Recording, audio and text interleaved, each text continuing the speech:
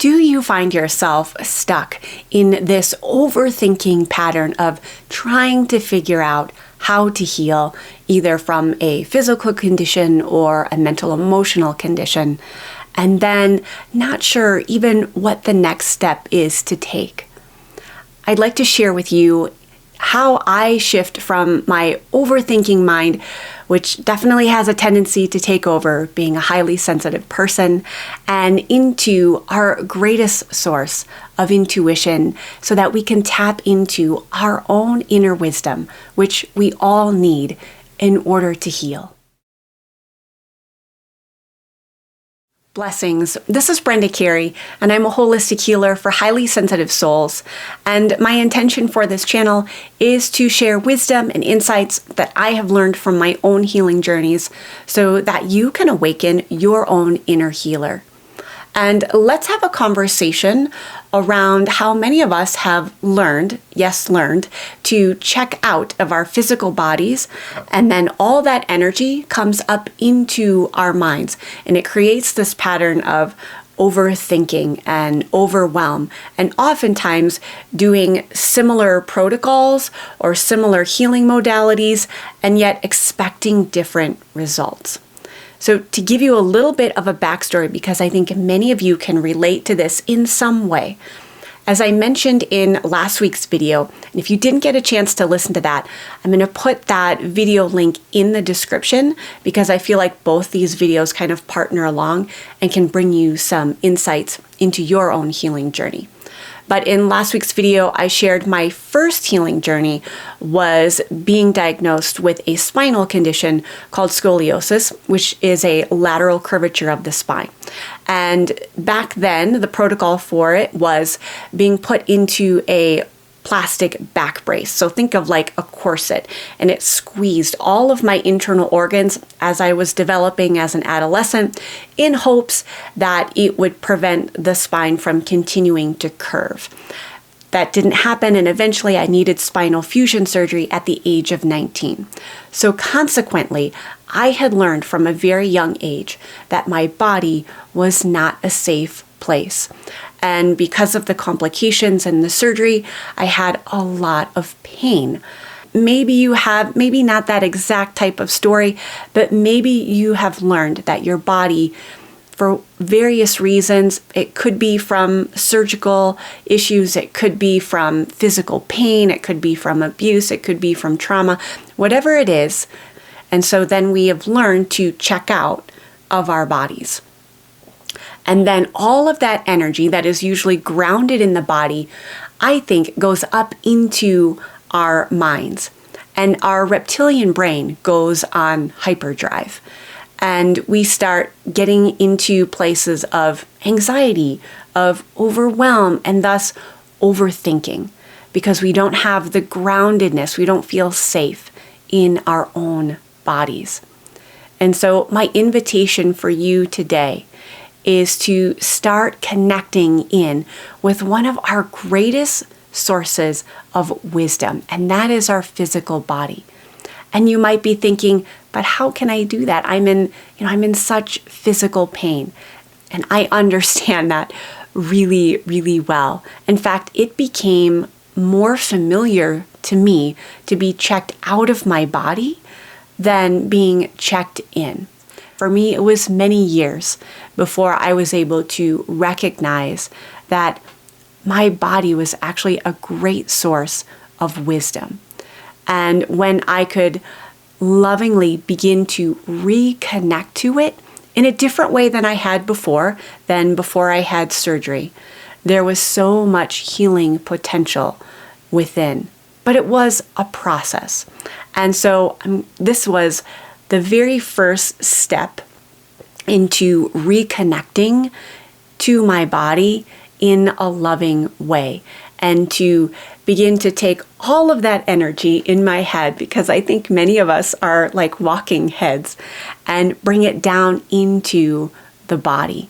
And again, this is a process. So my encouragement to you today is to think of one way that you can, this is the key word, joyfully move your body. Now notice I didn't say go do a workout or exercise or physical therapy. That's a different type of healing modality. Although that can be very important for people, that's not what this is about. This is about reintroducing yourself to your body as a healing communicator. And that was something so foreign to me at the time, because my reptilian brain was just trying to keep me safe, trying to prevent me from experiencing more pain. And when I could begin to lovingly connect to my physical body with movement, because as humans, we are designed to move. We really are. And oftentimes when we're in pain, we stay very sedentary, and that becomes our familiar. So oftentimes, what was the most loving thing for me to do for my body wasn't the easiest thing. In fact, it took some nudging outside of my comfort zone to get up off the couch and to move, because my familiar had become just protecting my physical body by not moving it. And so thus all that energy goes up into my head, and I've got a pattern of overthinking and anxiety and negative self-talk. So again, how can you move your body joyfully today? And for me, it literally started just nudging myself out of my comfort zone, getting up from the couch, and just going for a brief walk outside. And for you, what do you love to do for your body? And you may not be able to do it to the full expression. This isn't about injury and working out. This is about enjoying your human body at this time and being fully present in it without any self-criticism, without thinking that it needs to be fixed, and just acknowledging that it is a great source of communication for you. So how this unfolded for me, and again, these are just ideas to spark your ideas of how are you going to move joyfully today. When I would go out for those walks in the neighborhood, I noticed there was a playground. And so I noticed there was a swing set. I used to love to swing when I was a kid. So that became my daily joyful movement practice. I'd take this short walk to the playground, and then I would just gently swing back and forth. And I loved the sensation of rocking back and forth and the air against my skin. As I became more comfortable with experiencing my body as a loving communicator, I would play my favorite songs and dance around the house. And that could be some ideas for you. Oftentimes when I could feel the tension in my body, I would just give it a good shake out. Shake my arms, shake my legs, shake my head.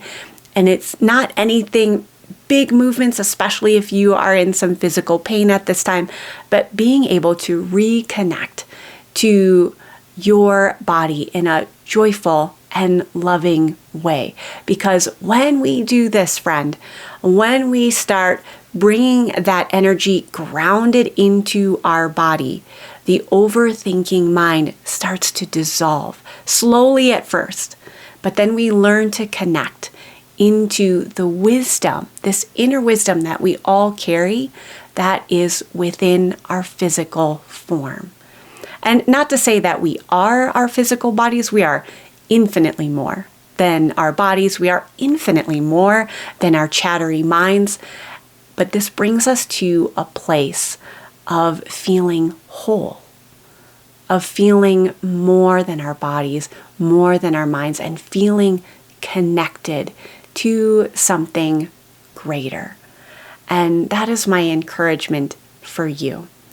And if you'd like to take this even into a little bit deeper dive, maybe you have a joyful movement practice that you do throughout your day, especially when you feel really stuck in your head. This practice of an Ayurvedic self-touch practice can be a next step for you. And I will put that video at the end of this one.